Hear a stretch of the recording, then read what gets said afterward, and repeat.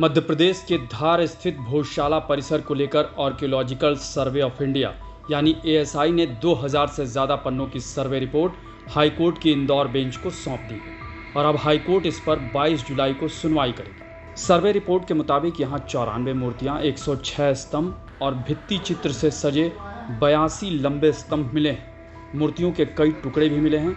इनमें भगवान गणेश, ब्रह्मा, नरसिम्हा, भैरव और अन्य देवी देवताओं की मूर्तियां शामिल हैं। साथ ही यहाँ 150 से ज़्यादा शिलालेख मिले हैं जो नागरी लिपि में लिखे गए हैं और 13वीं सदी के हैं। एक शिलालेख में परमार वंश के राजा नरवर्मन का जिक्र है जिन्होंने 1094 से 1133 ईस्वी के बीच शासन किया था।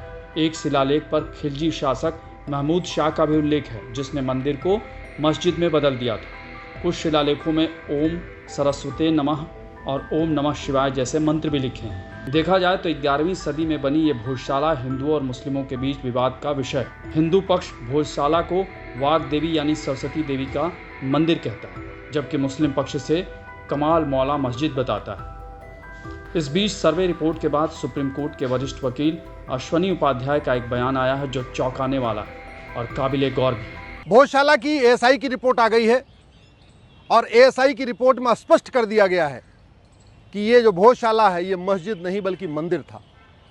इसको हम लोग पिछले कई वर्षों से कह रहे हैं। एएसआई की टीम को धन्यवाद दूंगा जिन्होंने 3 महीने से ज़्यादा इस पे अथक प्रयास करके सारे एविडेंस इकट्ठे किए हैं, लेकिन इससे एक बहुत बड़ा खतरा सामने आ रहा है। एएसआई की रिपोर्ट में ये बताया गया है कि जो 188 स्तंभ मिले हैं उन स्तंभों के ऊपर जो कलाकृतियाँ उकेरी गई थी उन कलाकृतियों को डिस्टॉर्ट किया गया है और कुछ एक जगह तो बाकायदा छेनी हथौड़े का उपयोग किया गया है। एएसआई की रिपोर्ट में यह भी कहा गया है कि जहां स्वास्तिक का निशान था, जहां ओम का निशान था, जहां हाथी बना हुआ था, जहां पे घोड़ा बना हुआ था, उनको डिस्टॉर्ट किया गया है, उनको तोड़ने का प्रयास किया गया, उनको मिटाने का प्रयास किया गया। एएसआई की रिपोर्ट में कहा गया है ब्रह्मा जी की मूर्ति है, गणेश जी की मूर्ति है और जो देवी देवताओं की मूर्तियां जहां जहां बनी हुई थी उनको भी डिस्टॉर्ट करने का प्रयास किया गया है। यही नहीं, अश्वनी उपाध्याय ने कहा है कि वाराणसी का ज्ञानवापी हो या जौनपुर का अटाला मस्जिद या फिर कुछ और दूसरे स्थल जहां से मंदिर के साक्ष्य मिटाए जा सकते हैं, ऐसे में प्रशासन को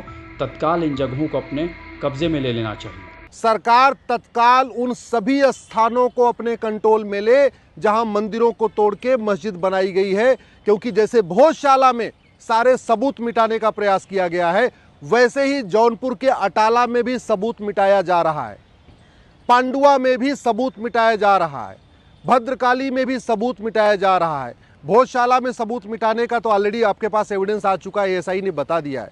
ज्ञानवापी में भी सबूत मिटाने का प्रयास हुआ, इसके पहले अयोध्या में भी सबूत मिटाने का प्रयास हुआ था।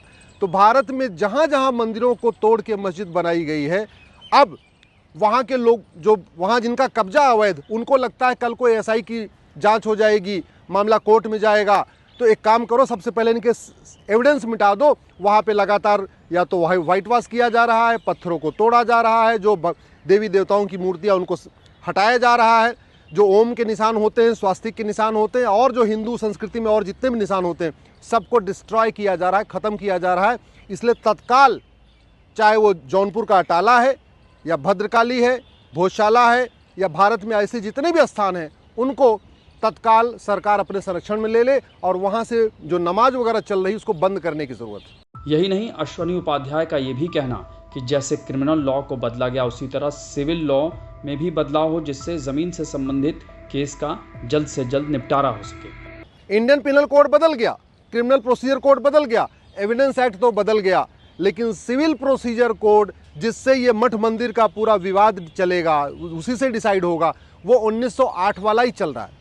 इसलिए मेरा सरकार से ये भी निवेदन है, तत्काल 1908 का सिविल प्रोसीजर कोड भी बदलें, उसमें भी इलेक्ट्रॉनिक एविडेंस को शामिल करें और इससे भी ज़्यादा ज़रूरी है कि झूठी गवाही और झूठे हलफनामा को गंभीर अपराध घोषित करें। शांति आने का एक ही तरीका है, सबसे पहले जितने भी पूरे देश भर के इस तरीके के विवादित स्थान है सरकार उनको कंट्रोल में कर ले।